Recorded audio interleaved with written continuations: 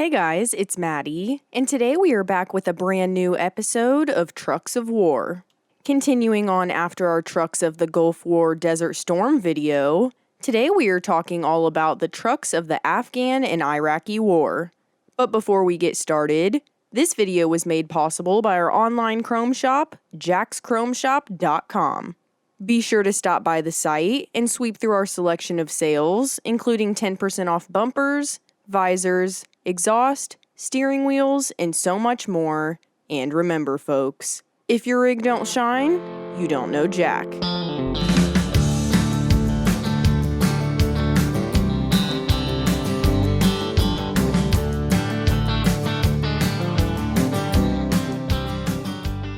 The Afghan and Iraq War initially began in early 2003, after the U.S. invasion of Iraq and the subsequent overthrow of Saddam Hussein's regime.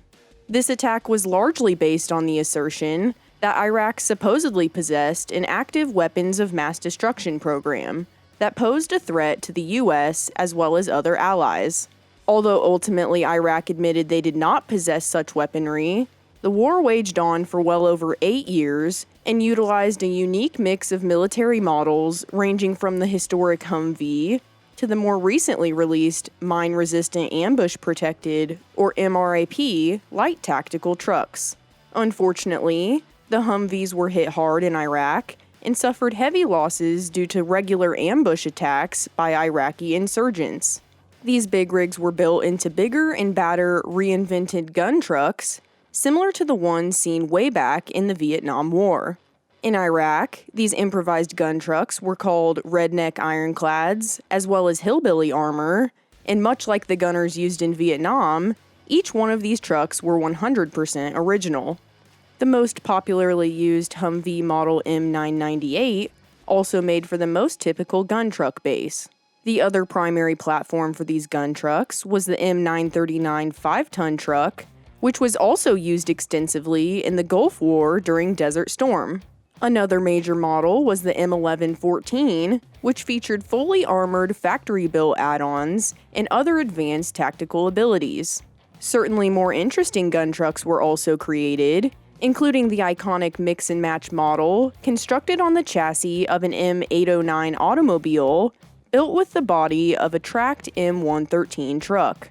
Aside from the various Army vehicle variants, a couple of car companies procured contracts to make military models, including Ford, whose F-350 truck found use as a utility vehicle, often equipped with exterior armor and armed with weaponry.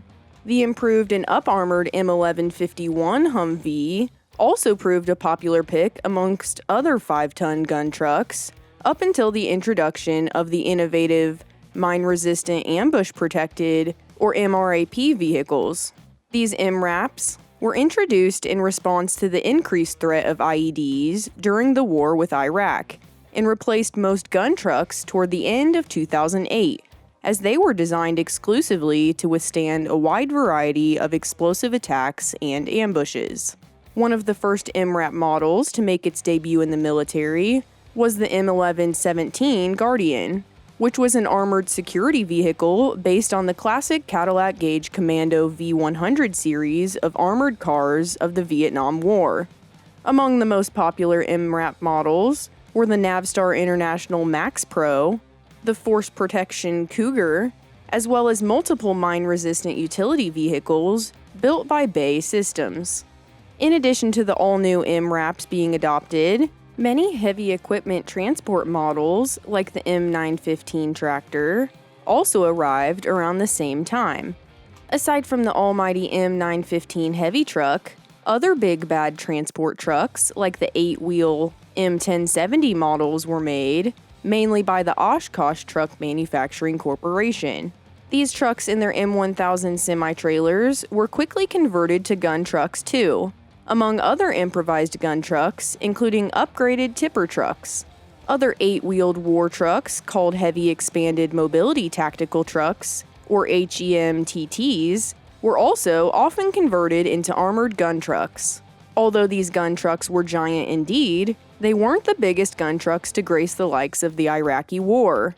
In fact, the largest model in Iraq was created as a conversion of the HEMTT trucks, called the Palletized Load System, or PLS truck.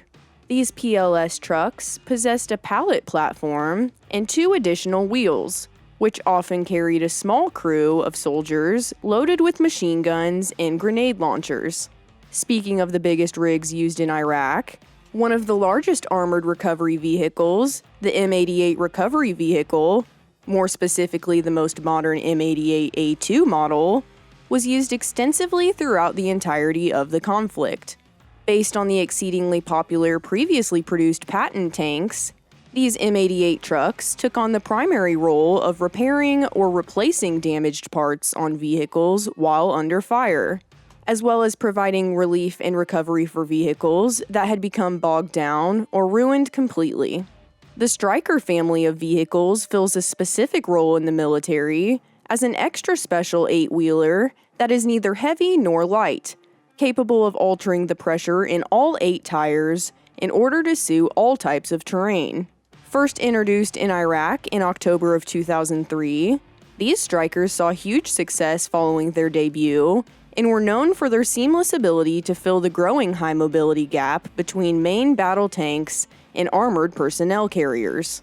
Many versions of the Stryker vehicles were made, including a vast variety of recon vehicles, ranging all the way to more advanced anti-tank trucks, with the most popular model being the basic armored personnel M1126 infantry carrier vehicle. The fight finally ended inconclusively after over 8 years on December 18, 2011. Despite the withdrawal of U.S. forces from Iraq in late 2011, tensions still remained relatively high for years to come. Although we made many strides in military materials, with innovative introductions such as the mighty MRAP vehicles, such strides were not seen subsequent to the war with Iraq. In fact, eventually in 2014, things re-escalated to the point the U.S. forces returned yet again for further fighting in Iraq.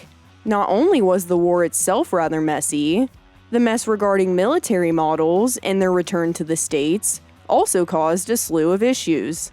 Once the war was over and the troops started their trek back home, tons of military models were left landlocked across the globe in Afghanistan and Iraq.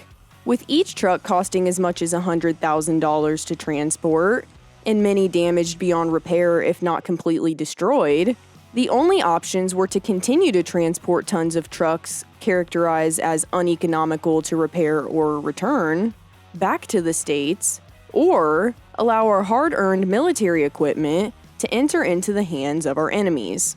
Unfortunately, due to the expensive and time-consuming transport process, many military models and other mine-resistant trucks remain in or around Iraq and Afghanistan to this day, and were also seen again in the subsequent war with Iraq that took place from 2014 to 2017.